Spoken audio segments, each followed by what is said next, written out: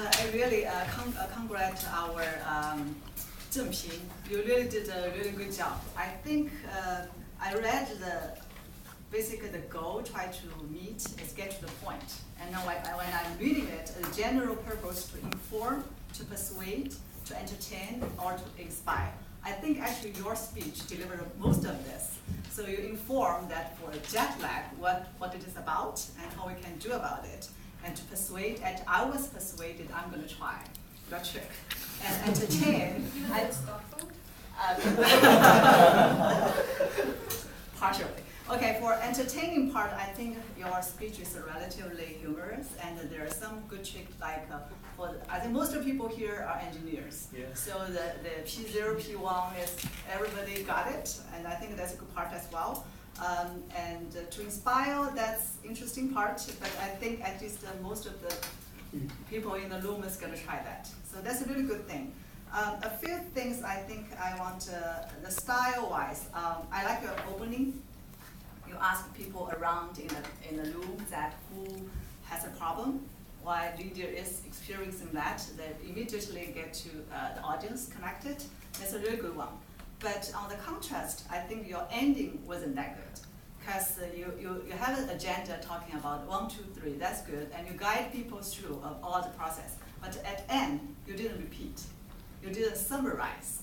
And then people tend to forget probably after they going out of the door. The other thing is, I think this is a very interesting story, an interesting topic. I think not only you and many others could experience many similar stories. So I think by bringing more stories to your speech, that could get people more involved and more impressive. That's my recommendation.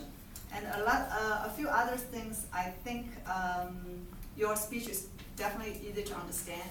I think your pace is good, your volume is really good. When you deliver speech, I think you naturally probably speak in a really relatively slow pace, but I think that's actually good. When you're talking in a big audience, people need time to process in their mind what you are talking about. So definitely you deliver to the point. That's a good thing. About eye contact, I noticed you talked to me for knowing me as an instructor, and I guess you probably also talk to that direction. I'm not sure that's Lydia or somebody. So, but for the eye contact, but at least I appreciate you talking to me. But it's good probably you kind of like looking at the whole room a little bit in different direction. Don't just choose the people who's nodding at you, but also just talking the whole room. So that's another thing that I can point out.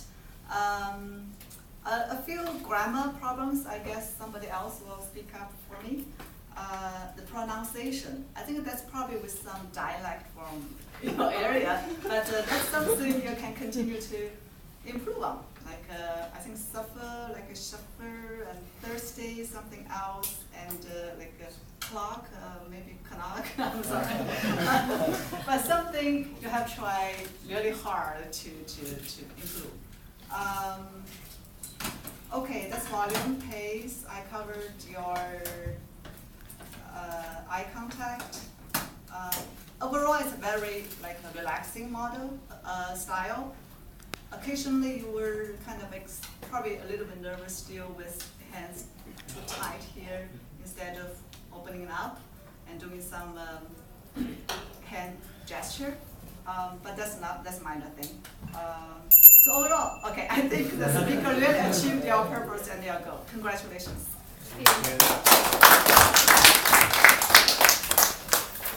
Okay, yes, that's really some, yeah, just come to the front. Yeah, this is ZK. Actually, he's new to our session, and the first time he came, he started as an evaluator. Oh, okay. Oh, so this is my first time here, and I'm quite impressed with all the speeches that and presentations that everybody gave. So are we supposed to judge both of them or one of them at a time?